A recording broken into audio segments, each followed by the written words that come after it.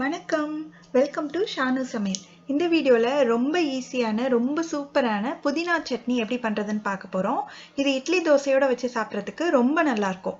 First ஒரு பாத்திரத்தில் 1 teaspoon நல்லெண்ணெய் சேர்த்துருக்கேன். அது சூடானதும் 2 டேபிள் ஸ்பூன் உளுந்து சேர்த்து இது நல்லா வறுத்துக்கணும். கைவிடாமல் வறுத்துக்கோங்க. உளுந்து லேசாக இந்த மாதிரி கலர் மாறி வந்த உடனே நான் 2 காஞ்ச மிளகாய் சேர்க்க போகிறேன். உங்களுக்கு காரம் அதிகமாக வேணும் அப்படின்னா இன்னும் கொஞ்சம் அதிகமாக சேர்த்துக்கோங்க. இப்போ இந்த காஞ்ச மிளகாவும் சேர்த்து அந்த உளுந்தோட நல்லா வறுபட்டுருச்சு. உளுந்து பாருங்கள், நல்ல ஒரு கோல்டன் ப்ரௌன் ஆயிடுச்சு. மிளகாவும் வறுபட்டுருச்சு. இப்போ ஒரு சின்ன தக்காளியை பொடியாக நறுக்கி வச்சுருக்கேன். அதையும் சேர்த்து நல்லா வதக்கிக்கணும். தக்காளி நல்லா சாஃப்டாக வர வரைக்கும் வதக்கிக்கணும். ஸ்டவ்வை மிதமான தீயிலே வச்சு இந்த மாதிரி நல்லா வதக்கிக்கோங்க. தக்காளி வதங்கிடுச்சு. அடுத்து ஒரு 1/2 கப் அளவு புதினா இலையை கழுவி வச்சுருக்கேன். அதையும் சேர்த்துடலாம். கட் பண்ண தேவையில்லை, முழுசாகவே சேர்த்துடலாம். புதினா இலையை சேர்த்ததுக்கு அப்புறமா ஸ்டவ் ரொம்ப நேரம் வச்சு வதக்க தேவையில்லை. ஒரு நிமிஷம் வதக்கினாலே போதும்.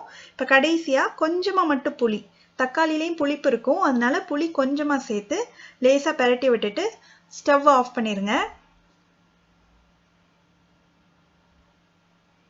ஆஃப் பண்ணதுக்கு அப்புறமா 2 டேபிள் ஸ்பூன் அளவுக்கு தேங்காய் துண்டுகள் எடுத்து வச்சிருக்கேன். அதையும் சேர்த்துடலாம்.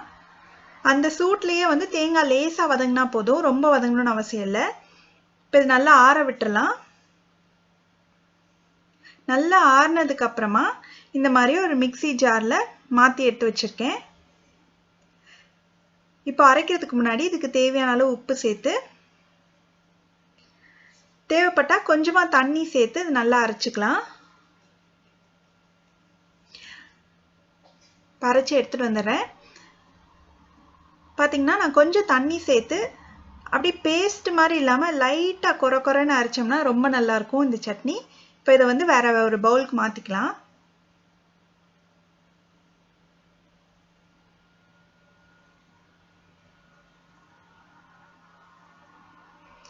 மாற்றிட்டு நான் கொஞ்சம் மட்டும் எக்ஸ்ட்ரா தண்ணி சேர்த்துருக்கேன். உங்களுக்கு கெட்டியாக வேணும்னா நீங்கள் அப்படியே விட்டுறலாம். இதுக்கு தாளிக்கிறதுக்கு கொஞ்சம் 1 டீஸ்பூன் எண்ணெயில் கடுகு உளுந்து கொஞ்சமாக மட்டும் பெருங்காயம் போட்டு இதை தாளித்து வச்சுருக்கேன். அதையும் இதில் சேர்த்து நல்லா கலந்து விட்டோம்னா ரொம்பவே சுவையான நல்ல ஒரு வாசனை உள்ள புதினா சட்னி ரெடி ஆயிடுச்சு. இது இட்லி தோசையோடு செஞ்சு சாப்பிட்டு பாருங்கள், அவ்வளோ டேஸ்ட்டாக இருக்கும்.